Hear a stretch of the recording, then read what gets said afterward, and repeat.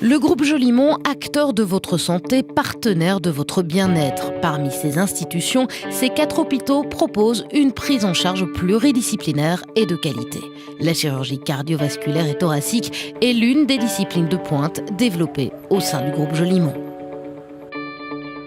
Lors d'une réunion médico-chirurgicale avec l'accord de votre cardiologue et des réanimateurs, une intervention cardiaque est programmée. Le jour J est arrivé. Après votre inscription au service d'admission, vous serez accueilli dans le service de chirurgie cardiovasculaire et thoracique au B1. Bonjour, Monsieur Castro, c'est ça, oui. Dès votre arrivée, un infirmier vous accompagnera dans votre chambre afin de préparer votre dossier.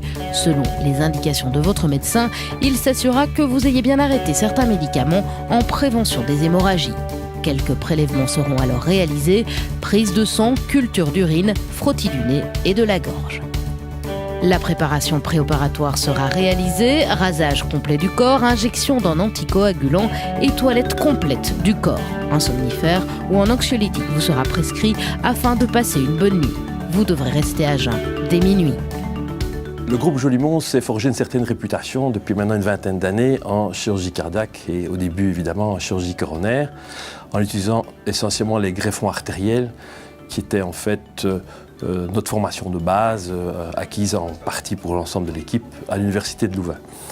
Nous avons développé cette chirurgie avec les méthodes traditionnelles de CEC, mais aussi plus récemment avec la chirurgie dite à cœur battant.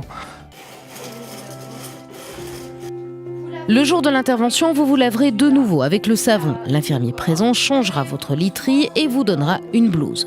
Toutes les directives afin de bien vous préparer à l'intervention vous seront fournies par votre chirurgien.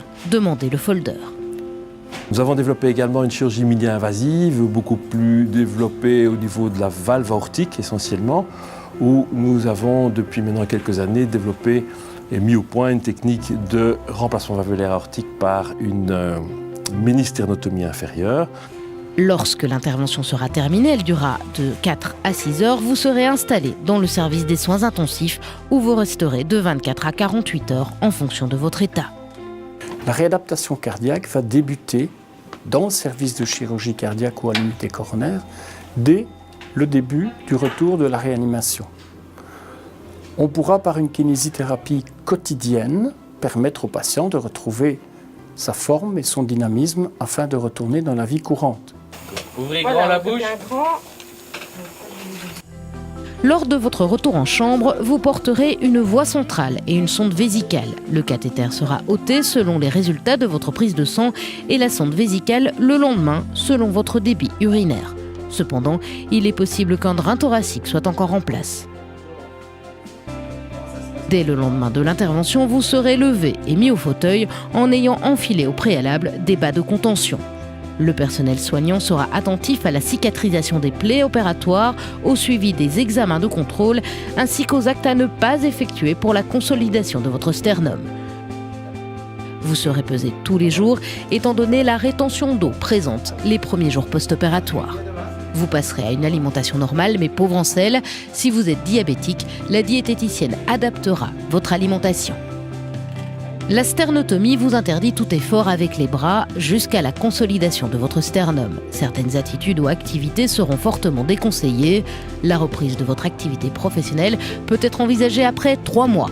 Elle sera toutefois évaluée en fonction de votre état de santé et de votre profession. Après environ 7 à 10 jours, selon votre bilan et avec accord médical, vous pourrez rentrer à la maison. Le kinésithérapeute s'assurera que votre état physique vous permet un retour à domicile. C'est pourquoi tout au long de votre hospitalisation, il vous fera marcher dans le couloir et la veille de la sortie, il veillera à ce que vous montiez les escaliers. Redevenu ambulatoire, le patient va bénéficier d'une épreuve d'effort qui donnera une notion de son niveau fonctionnel qui permettra de débuter la réadaptation cardiaque à proprement parler, à raison de 3 séances par semaine, durant 6 mois, avec un maximum de 45 séances.